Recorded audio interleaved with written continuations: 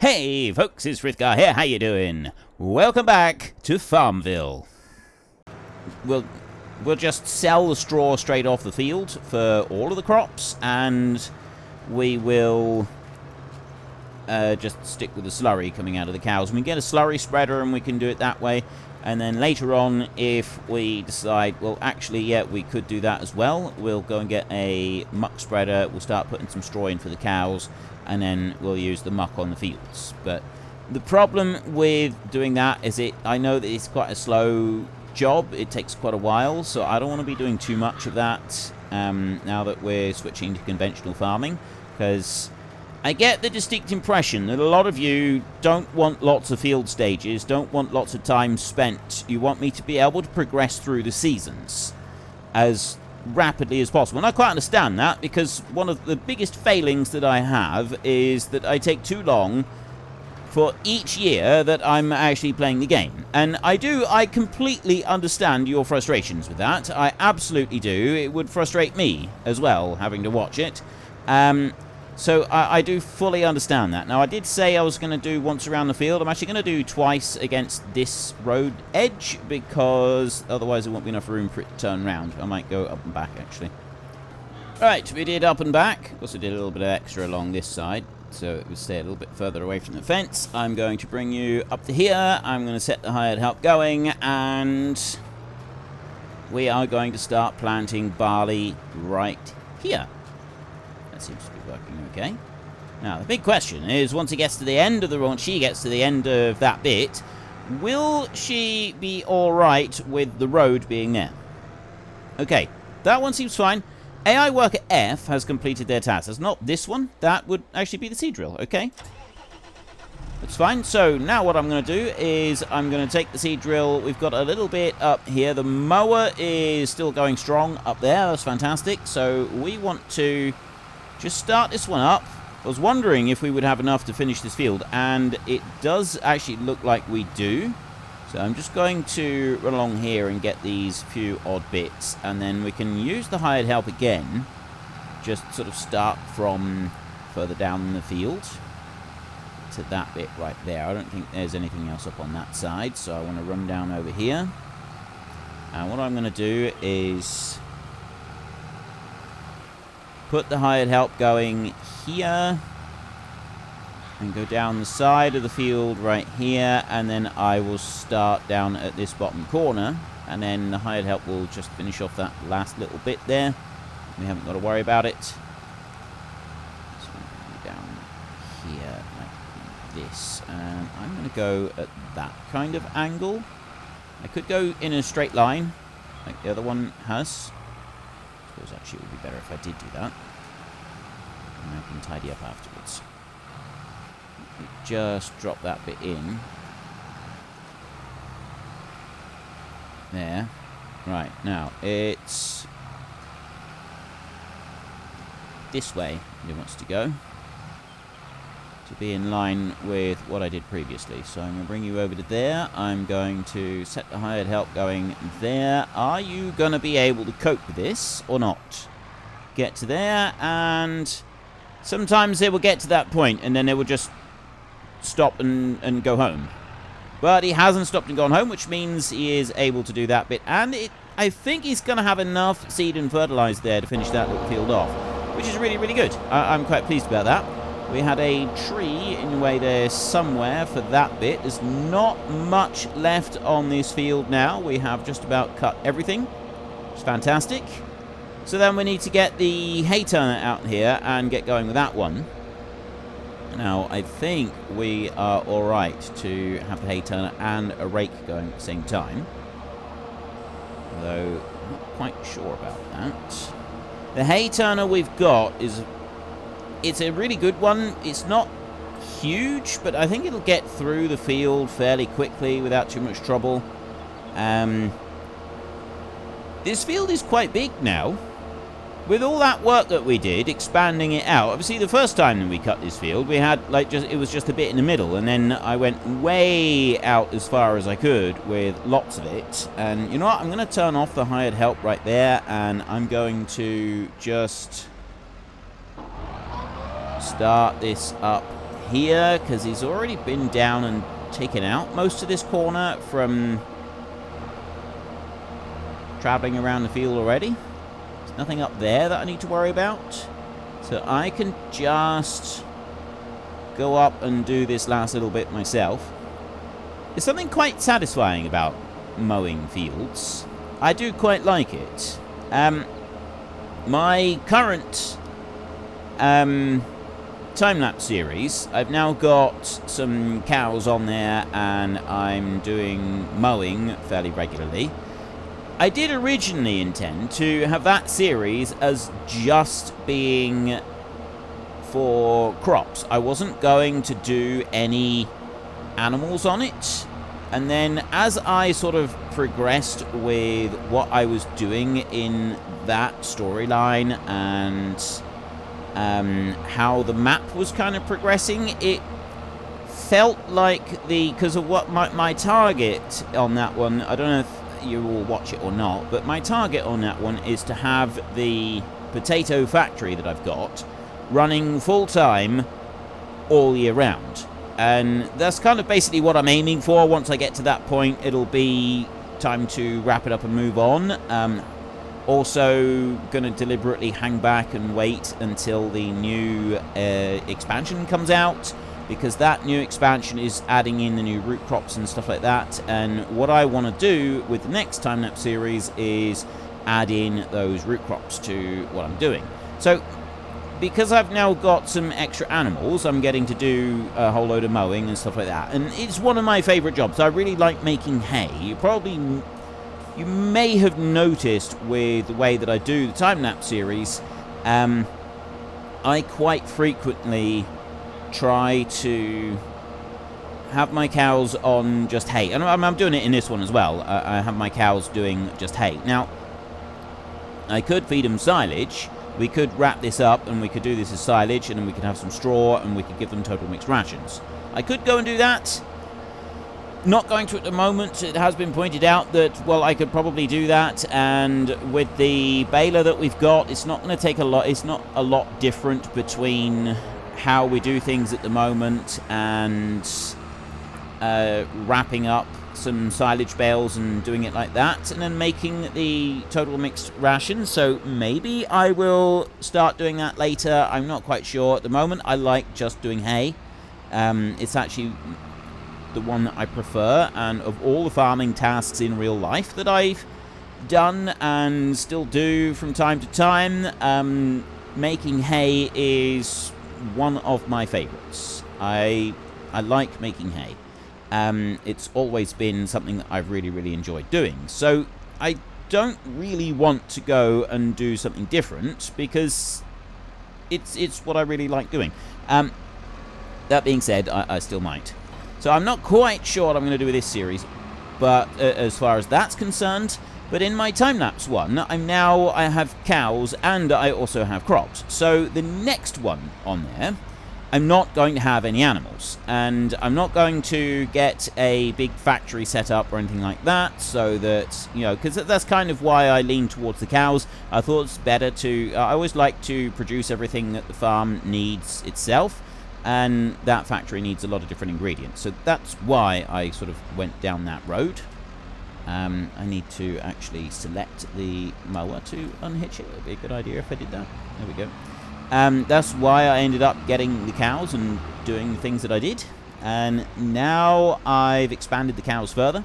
So I've got lots of cows. So the next series that I do for the time-lapse, I don't know what map it will be. I'm not making a decision on the new DLC map.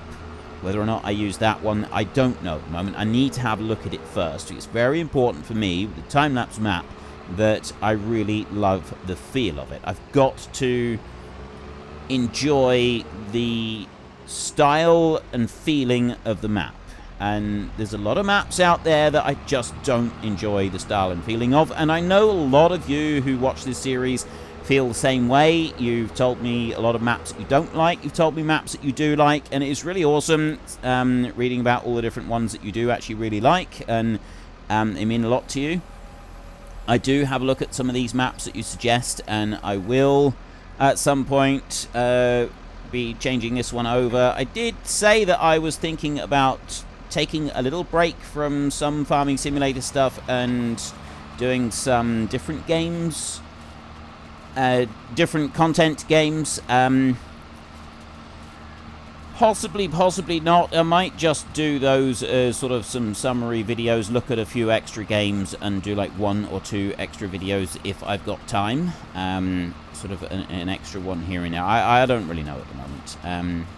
The general sensation I got from the comments regarding all of that lately is stick with Farming Simulator. So I'll see. It depends how I sort of feel on the subject. At the moment, I'm really enjoying doing this series, and I've been enjoying doing the Unrealistic series for quite a while. It's sort of challenging me in completely different ways with the game. I did have a couple of comments there a little while ago saying that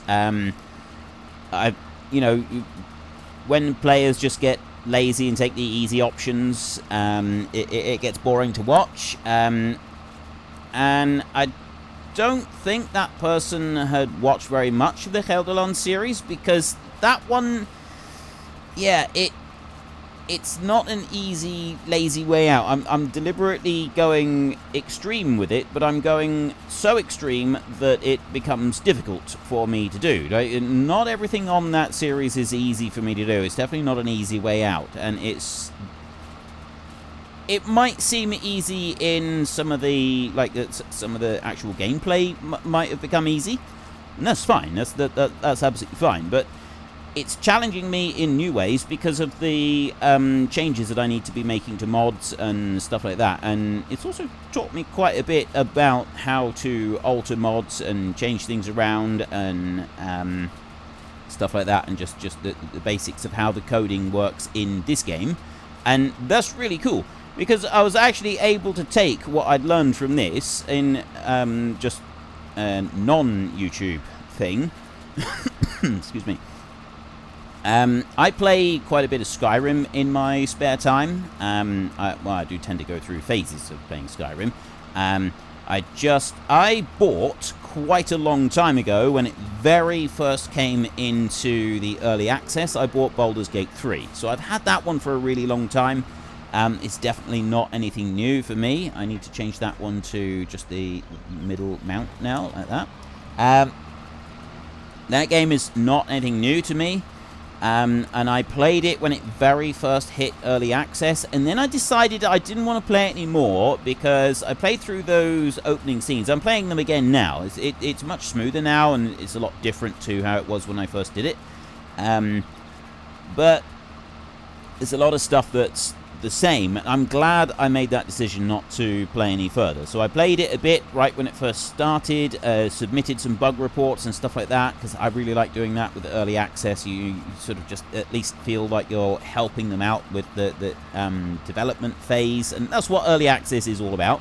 I know some people don't like it, they really hate the idea of early access, people paying to be the beta testers. You know what it is right out the gate. You know, if you go into an early access game, that the game is not complete, and you are helping to shape that game for the future, and that's why I buy early access games. That, and they very, very rarely sell them for the full retail price that they're intending to have later on, which suits me absolutely fine. I love that, because it means you get it a little bit cheaper.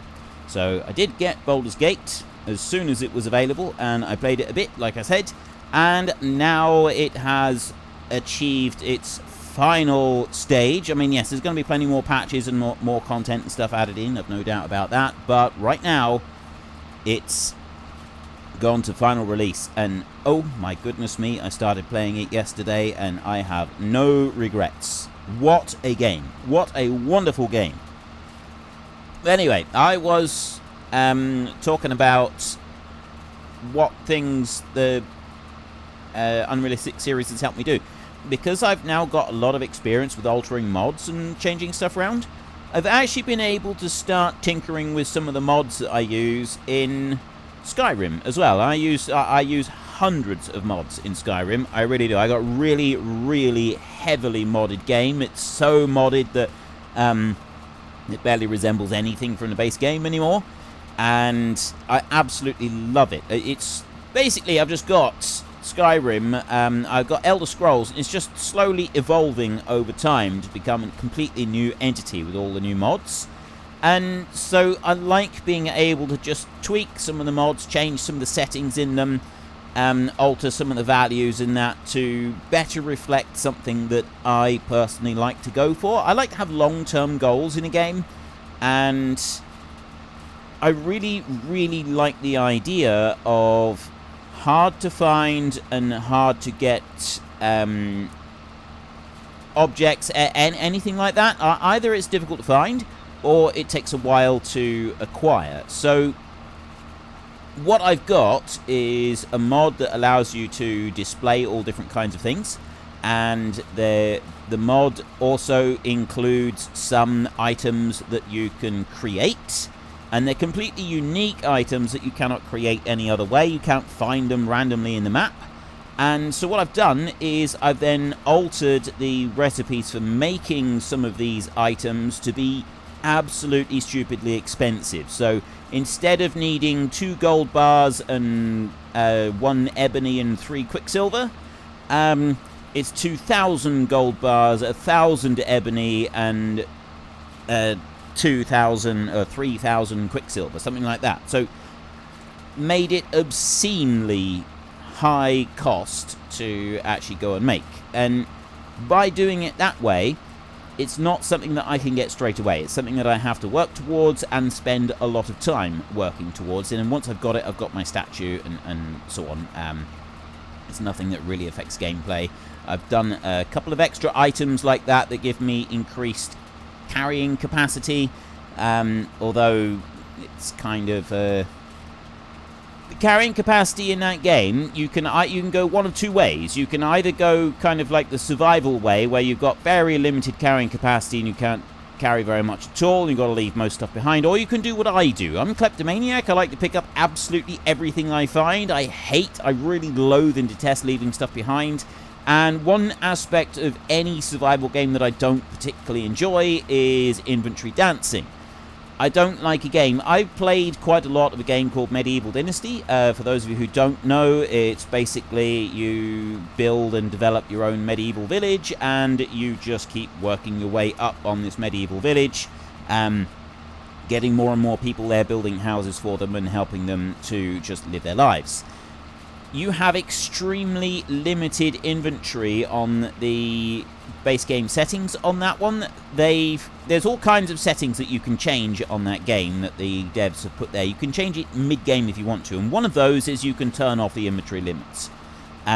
I did that really, really early on in my playthrough. Now, some people don't like that. They hate even the concept of it. Some people are genuinely offended that the option to turn off the inventory limits is even available for anyone else in the game.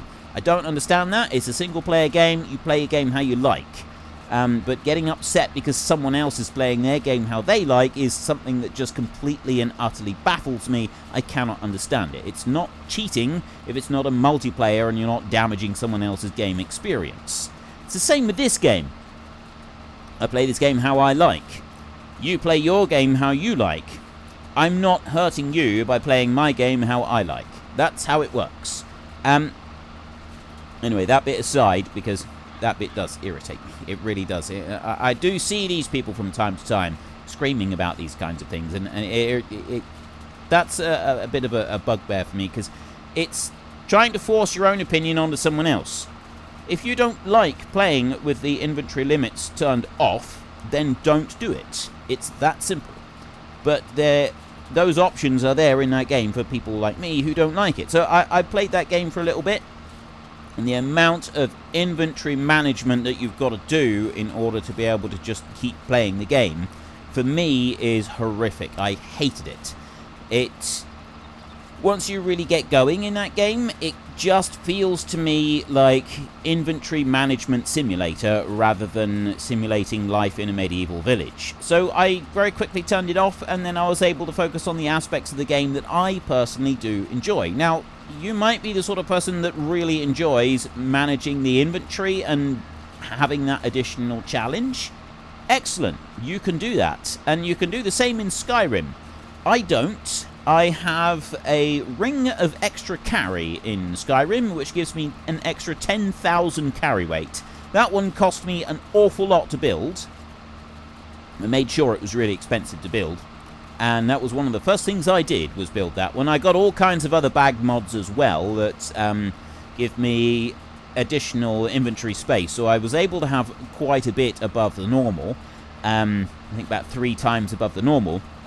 Which, as you're starting out, is fine. But once you sort of progress a little bit further, 3 times above the normal when you play like I do, where you are just sort of compelled to pick up every single item that you find in every single dungeon. I do. I really do. I pick up everything. Nothing is left behind. No baskets, no brooms, no buckets, nothing. Everything goes into the inventory and then it gets sold to the merchants. Although I have mods that allow me to break them all down into component parts if I want to, so I can do things with them as well. So that's how I play that game. So I've got this ring of extra carry, and I'm currently working on building a backpack. And for those of you who know the game, you will know that getting a black soul gem filled with a soul is not... You know, they are around, but it's not a quick and easy thing to go and do. So if you want like 5 or 10 of them all at once, it might take you a minute or 2 to get them. My recipe for the bag that I'm building, that is going to have a whole load of extra carry weight, I think it's an extra 10,000 carry weight, requires 250 filled black soul gems, which is going to take me a very long time to get, because just finding those, they're not sold by normal merchants, so it's a difficult thing to find anyway. And then I've also got to go and make sure that they're filled soul gems, and on top of that I need 5,000 leather and 3,000 quicksilver bars. And I generally pick quicksilver for a recipe like this because gold bars are quite quick and easy to get. Also silver is fairly easy to find because you can just get a lot of merchants sell it, and so it's fairly easy to get the ore and the bars. But quicksilver is much less common. So that, I got something like 3,000 quicksilver bars, and there's a load of ebony going into it as well. So I've got a lot of ingredients that are not easy to find. So it's a long-term goal. I slowly need to accumulate all of these ingredients and put them down somewhere and just store them up until I can finally make my new bag that will give me even more inventory space than I have right now. And you may be wondering why on earth I need more than 10,000 inventory space in a game like Skyrim. What on earth could I be carrying that's going to need that much? Well, I don't technically need it. It's just that I like these long-term goals. 10,000 carry space is more than enough. Once you reach your limit after going through like 7 or 8 different dungeons, running through them all and clearing out everything, your inventory space is starting to fill up a bit, so then you go to the merchant and you empty everything out. And that's just how I operate. And so that's fine, that works really well. I can go and I can keep doing things like that. But it's nice to, it would be nice just to have that extra bit of space to go and do it. Also, the bag looks pretty cool. I like the look of the bag that I'm going to be making for this particular task. So having this new backpack on my back is again, it's something else I rather like. So that's why I'm doing that. But being able to do all of that, being able to make all of those things that I've just spent 10 minutes talking about, that's all come about because of Farming Simulator, because of my unrealistic series, the one where I was told that I'm just taking the lazy option. I'm not actually upset about that. I know that me talking about it, I might sound like I'm a little bit upset that people are accusing me of such things, but I'm genuinely not. It seemed to me from the comment that it was just someone who'd seen a few little bits of the series and hadn't really seen very much. So yeah, they mistakenly thought that I was just kind of giving up and taking the easy, lazy way out, and I'm not. It's basically reignited for me an interest in this game by playing the game in a completely new and different way to what I would normally play it. And I would encourage you all to do the same.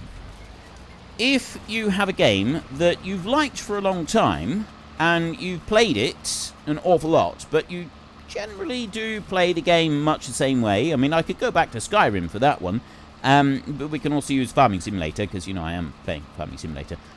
Skyrim, a lot of people will go for a Sneaky Archer. It's like the best build ever, and we all know that it can whack out a massive amount of DPS and make you nearly invincible. Try just playing as a mage. Try playing as a magic-only character in Skyrim. It's a whole different experience. I've tried it, didn't particularly enjoy it. I prefer the Sneaky Archer with dual-wielding weapons for when people get too close. And for Farming Simulator, it's the same. If you've got certain things that you always do, and you find yourself getting a little bit bored with the game, try playing it in a completely different way, in a way that you have never ever played it before and had never even considered playing it before. Just try it and see what it does for you, because you might actually be surprised. I've been surprised. I genuinely have. I did not think that starting out that Unrealistic series, I would enjoy it anywhere near as much as I have done. It's kind of breathed a bit of fresh air into the game for me. And this series here, I'm finding that this one is actually a little bit different as well. And I have been playing this slightly differently to what I've been doing previously. I've been trying to rush things along as quickly as I can, although I'm very well aware that this haymaking is taking a bit of time now. Wondering how I can do things with the haymaking to just speed it up a little bit, so that, because with the cows that we've got, we're possibly going to have to do this twice a year. Now, we may get away with once a year. If we can, we will. But that doesn't necessarily mean that it is definitely going to work. I will probably end up, at some point, even if I don't do it straight away, having to do this twice a year. And if I've got to do this twice a year, it means that we could probably do with some way of speeding it up, because the raking and like the turning and all of those different jobs, they do take a while. All right, it does take a minute or two to run down the lines. Now, my usual approach to this is to get the working speed mod and increase the working speed of any of the machines that I'm using. Not necessarily thinking to do that now for this series. I'm thinking that might not be the best way to go. Unfortunately, folks, that is all we have got time for today. A massive thank you to everybody who has earned their way into the Great Book of Names. To find out some more details about all the names coming past, please head into the description and click on the link to the Discord. It's a link to another video. The link is on the other video. Please also consider checking out the links there for Nitrado, who provide gaming servers for games like Farming Simulator, Minecraft, Ark, and several others. And there's also Fanatical, who will help support your gaming habit by providing you with cheap games and also giving me a small commission on anything that you buy using my link. If you've enjoyed this particular video, then please head down below and give us a like. And if you really enjoyed it, then please tell your friends all about me. Get them to come and watch as well. That would be awesome. And until next time, thank you very much for watching. This is Frithgar. Goodbye, and see you later.